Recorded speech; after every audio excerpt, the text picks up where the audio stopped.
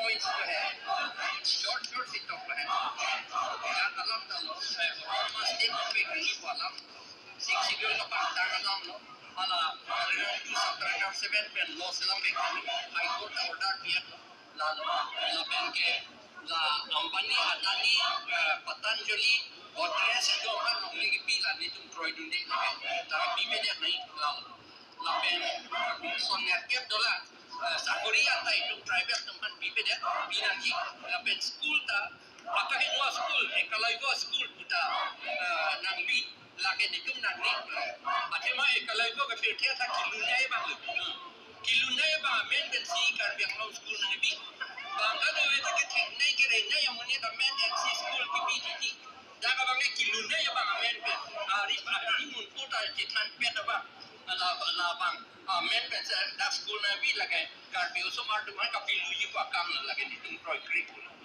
SIU la pen hala direct recruitment act hala uita lagay 6 schedule attack ke lagay do ni ke lagay state act cannot override over 6 schedule hai karone ami koisu je ei direct recruitment act aru hei jo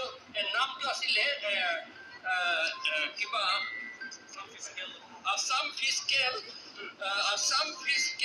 Responsibility Management Act 2005. How that thing but the SIU give matidi SIU it is illegal for us. They cannot implement SIU here. Hey karone we have demanded that SIU that act should not be applicable here. This is the mistake committed by our MLAs and MPs and CM. They did not protest, and also in the act they said in the direct recruitment also it is said that it is extended throughout Assam, but it is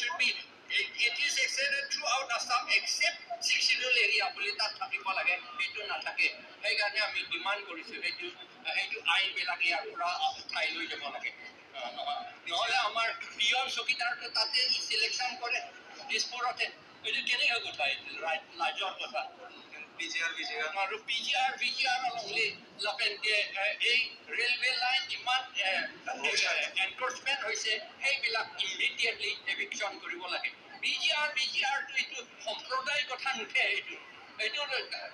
লত লিখা আছে under section 18 rule 18 section 9 rule 18 of ALRR 1886 মতে fourth which তেওঁলোকক eviction কৰিব লাগে notice দিব নালাগে বুলি তাত লিখা আছে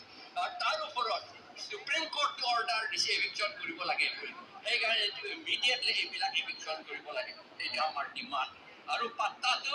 নন ট্ৰাইবেল সকলো যিসকলে নন ট্ৰাইবেল 1951 নৱেম্বৰ 30 তাৰিখ পাছত আহিছে নৱেম্বৰ 3 তাৰিখ পাছত আহিছে সেইবিলাককটো আমি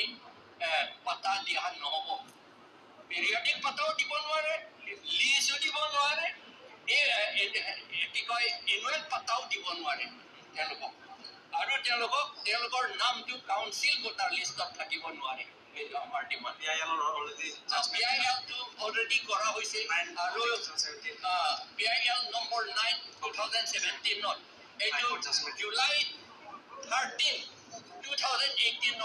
হাইকোৰ্ট অনাৰেবল হাইকোৰ্ট গুৱাহাটী হাইকোৰ্টে অৰ্ডাৰ পাছ কৰা হৈছে যে 6 মাহৰ ভিতৰত ইলেকশ্যন ৰুল আৰু ভোটাৰ লিষ্ট বনোৱা ৰুলটো বনাব লাগে বুলি 6 মাহ নহয় তেতিয়া 7 বছৰে পাৰ হৈ গ'ল এতিয়ালৈকে কাউন্সিল বনা নাই তেতিয়া এই কাউন্সিলটো যুক্তি নাই আৰু থাকিবলৈ সেইকাৰণে আমি ডিমান্ড কৰিছো এই কাউন্সিলটো ডিজলভ কৰিব লাগে কাম নাই